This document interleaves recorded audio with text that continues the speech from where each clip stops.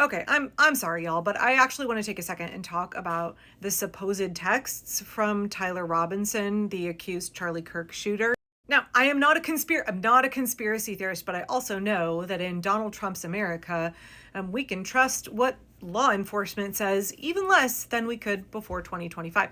I don't know. As the parent of 3 Gen Z and 1 Gen Alpha kids, I read those texts and I was like, this is not how the youth speak. This is not how my children text me. It's not how they text their friends. It's weird.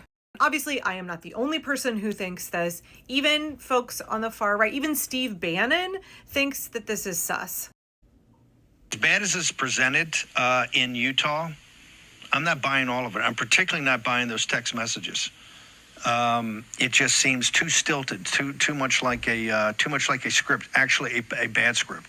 Just going to remind you that a stopped clock is right twice a day. Also want to remind you that when you see an alt-right grifter saying something that you think is reasonable, please understand they are trying to siphon you down an alt-right pipeline. Sometimes these guys say something reasonable or say something that may make some sense to you.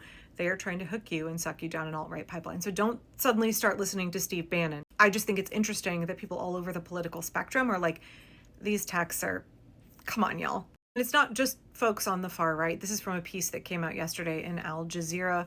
A progressive influencer named Majid Padelin, who I'm not familiar with, goes by Brooklyn Dad Defiant on social media, said he did not believe for 1 second that the text had been written by Robinson. I don't know him personally, but I know that no 22-year-old writes text messages like this. Yeah, he's absolutely right. When I read these texts, this was my response also. This feels like the Steve Buscemi skateboard meme. How do you do, fellow kids?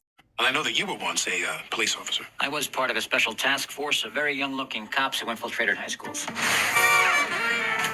How do you do, fellow kids? Yeah, I'm going to go through the text in just a second, but it's definitely how it felt to me.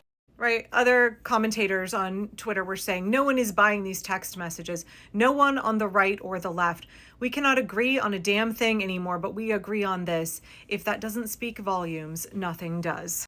So I just want to go through a couple of these because, yeah, I mean, I text with my Gen Z kids quite a bit. And again, I see some of what they text their friends. They don't talk like this. This reads like, a 55-year-old cop in Utah decided he would reconstruct what he thinks 22-year-olds sound like when they text each other. So it's real weird. Again, I'm not a conspiracy theorist, but I do understand that in this instance, in Trump's America in 2025, in an investigation being run by the people who are currently running it, that I have very little trust that what we're going to hear is going to be accurate. There is a narrative that they have been putting out since before the suspect was even identified. Within minutes of Charlie Kirk being shot, we heard from the regime, we heard from Republicans on the right, this presumption that the person was going to be trans, that they were going to be on the radical left, that they were going to be a liberal or a Democrat. This narrative was being pushed with zero factual basis behind it, and they are desperate to cling to that narrative. I have people in my comments on my YouTube channel who very much believe this. They watch only Fox News, and they try to tell me that I'm absolutely crazy for saying that there's a lot of information, a lot of context out there that calls into question that claim and zero evidence to support it. Okay, so let me get to some of what this supposed text exchange looked like between Tyler Robinson and his roommate.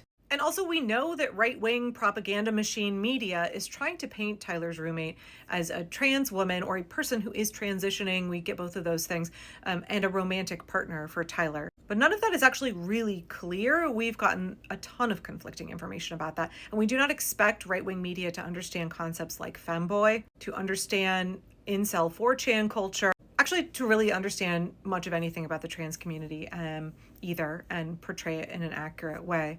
We do know that they were desperate to find any way to connect Tyler to the trans community from the second it happened, right? Congresswoman Nancy Mace was out there saying it was most likely, and then she used a slur for trans people.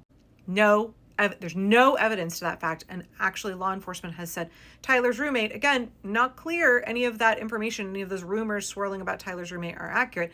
However, they did say Tyler's roommate did not know about this and was cooperating. So we heard from Kash Patel that there was supposedly this note that says, I had the opportunity to take out Charlie Kirk and I'm going to take it. That has since been destroyed, but we're just supposed to trust Kash Patel that it existed.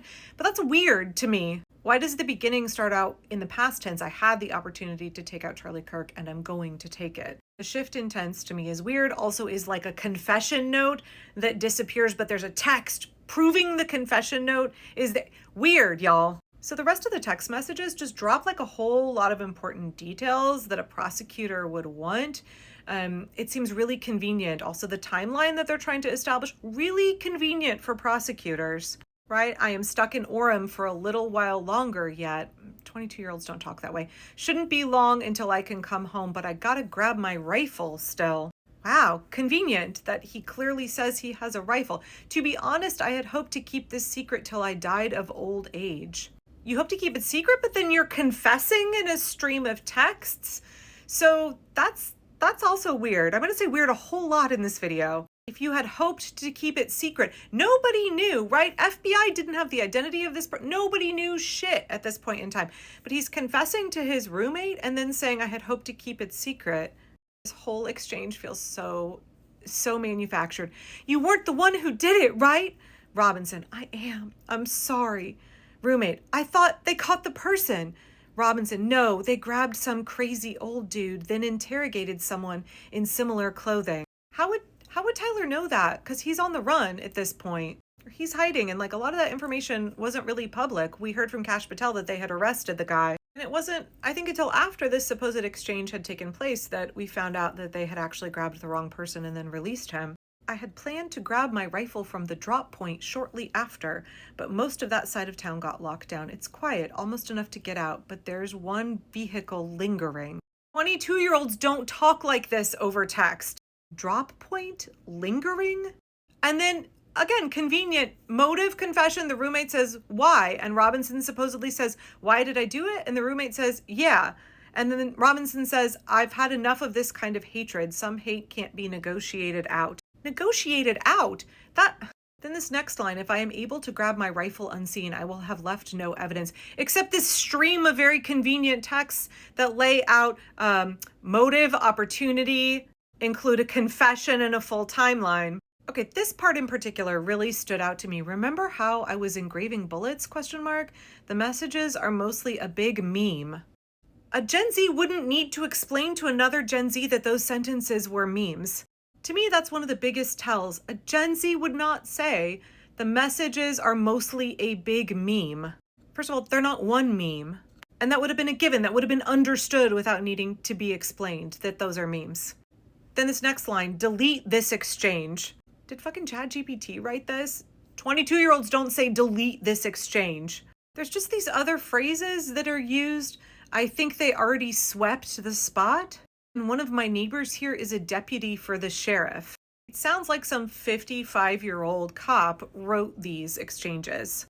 Earlier, the phrase negotiated out, I will have left no evidence, going to attempt to retrieve it again. This is all law enforcement lingo. This is not the way the youth speak to each other. One of my neighbors here is a deputy for the sheriff.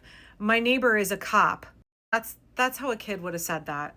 I will have left no evidence, going to attempt to retrieve it again. Again, this whole thing reads like a play-by-play confession with the motive, opportunity, all kinds of details laid out in it, explaining the engraving on the bullets. And yet at the beginning of this, he says he supposedly, this is Tyler talking, says that he had hoped to keep it a secret until he died of old age. Just want to remind you that nobody knew that Tyler was a suspect. The FBI had no leads on him. He was at large. It's because he confessed to his dad, and his dad went to the Mormon church. That's the reason. He basically negotiated his own surrender, but not because investigators were figuring out anything that was happening. And now suddenly there's this whole flood of evidence that is very, very, very convenient. So I don't want to be a conspiracy theorist, but I also just feel like, again, in Trump's America, the way the regime has spun this issue to fit their narrative and to justify cracking down on First Amendment rights and advancing their authoritarian,